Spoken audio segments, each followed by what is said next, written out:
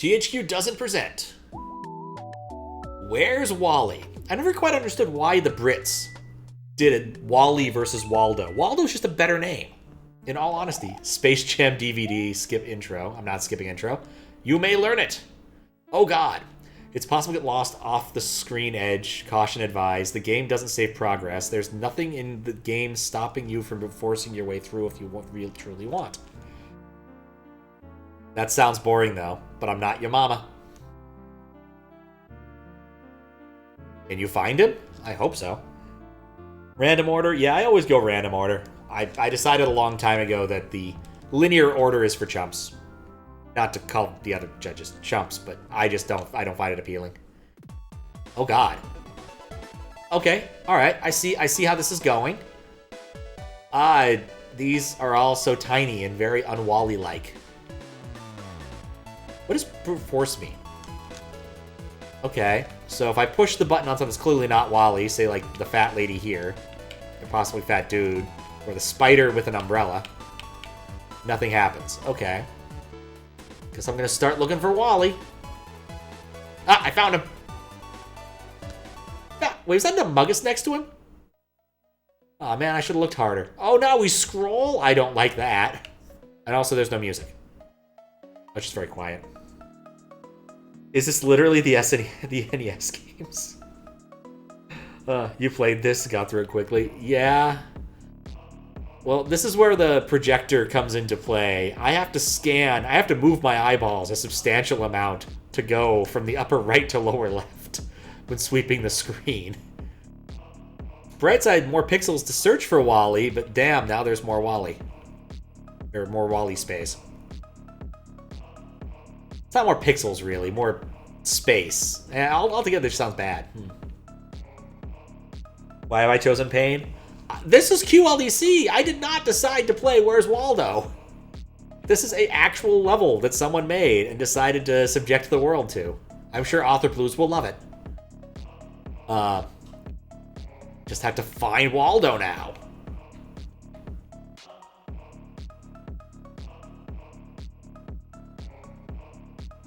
Oh, because he's pink. Oh, you found him? Oh, I hate that. I don't know where he is. Assume that means I need to go back a little bit. There's so much space to search. It's the Great Waldo Search, which I think was a book we actually owned. Chosen death. No, I've chosen meth. That's a fate worse than chess.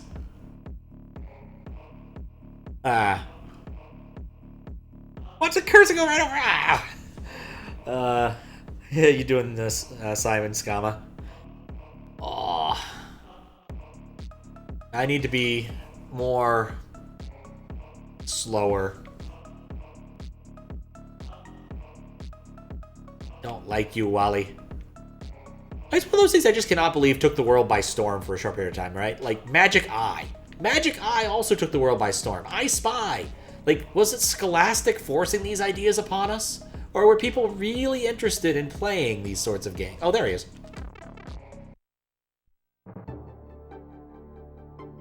Oh, hey. I like this one better. I found him. Guess I didn't have to count the Yoshis. This is taking a turn that I actually kind of like.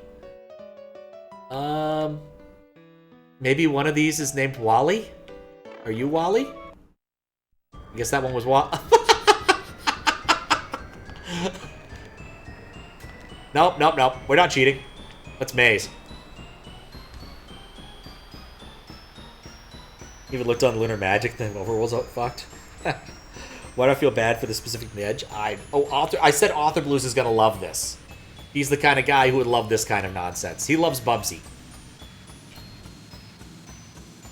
Nope, we are solving this maze. I've played Superman 64. I know how to do this. I mean, we're not doing like full irritating stick rules or anything. I'm happy to touch edges, but at least we're gonna put an attempt in here. What's up, Space Glam? How you doing? And hey, how you doing, Dank Baron? Using a patch called Overworld of Revolution? Huh. Middle one was named Wally. That makes sense. I don't know Ruby Sapphire.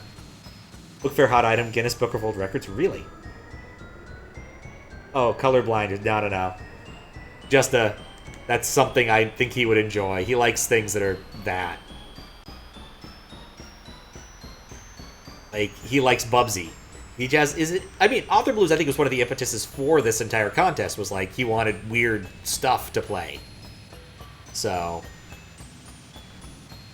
he would probably enjoy Where's Waldo.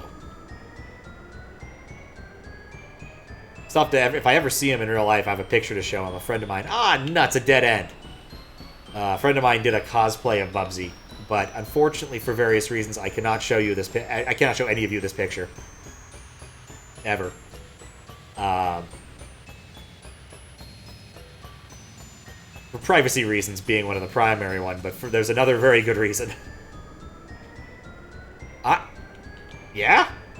Look, they gave me a maze. I'm going to solve the maze the way it's supposed to be solved. Simply scanning the maze wouldn't be any fun. I appreciate a good maze, right?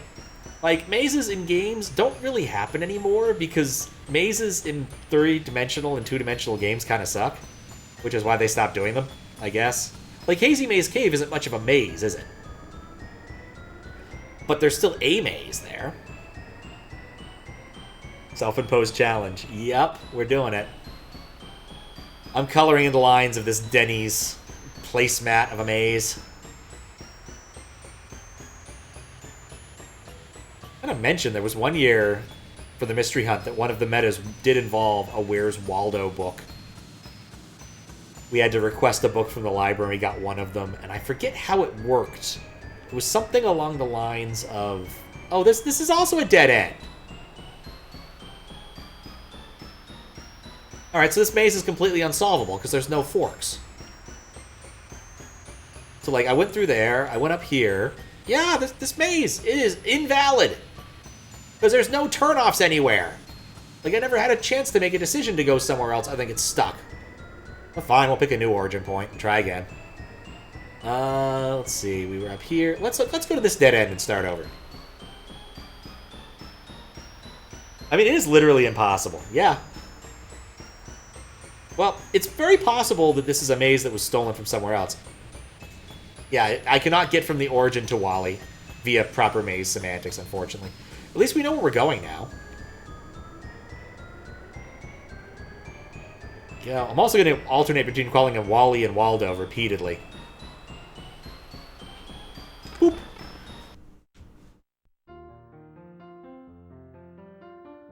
Ah. Wait, what? What's... I felt like there was a constraint on my cursor. That's not Wally. That's not Wally. Oh, there's a lot of them. How do I know which one's the real one? Oh, that one, because he's in color. Oh, there it is.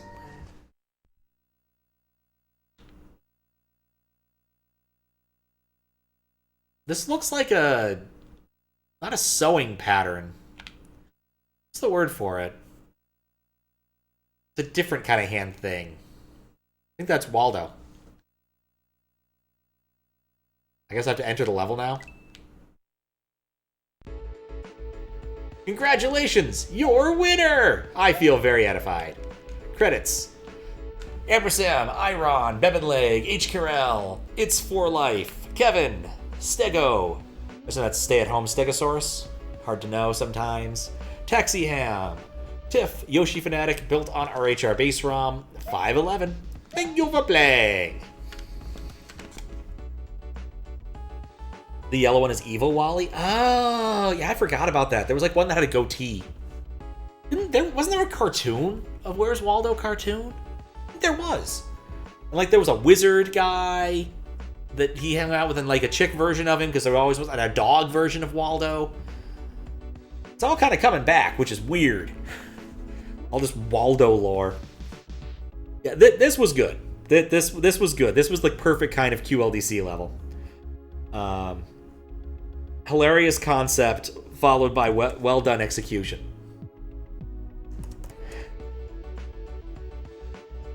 Oh god, I'm so glad that that did not persist. Like, that was hilarious. The first one, the one-screen one, was good.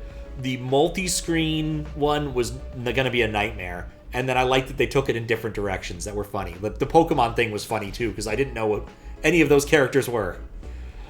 I assume the one on the left, because of pink hair, wouldn't be named Wally. Probably have, like, a cooler name.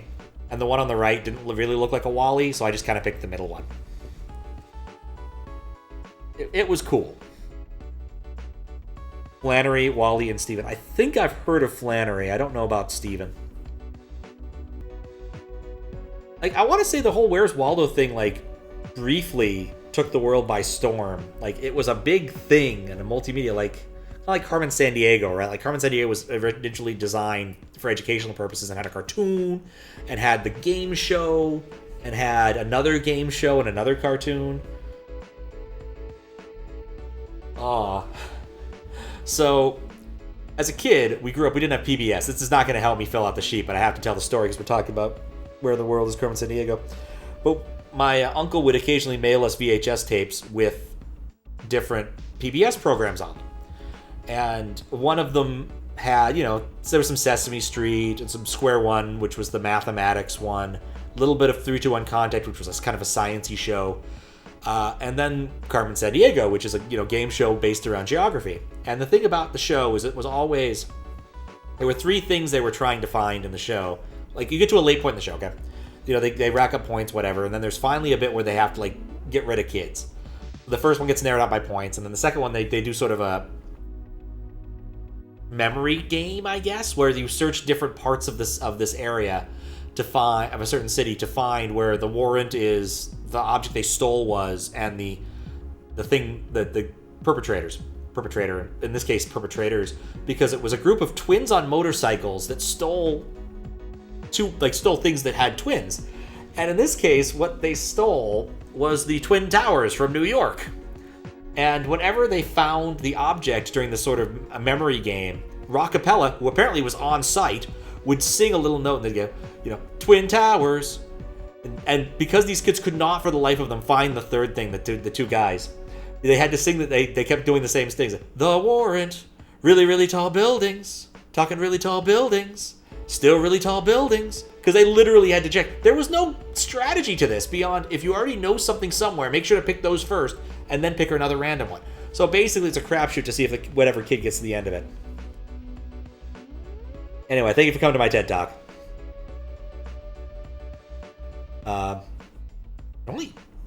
There were only 7 primary Waldo books. That's a lot fewer than I expected. Anyway,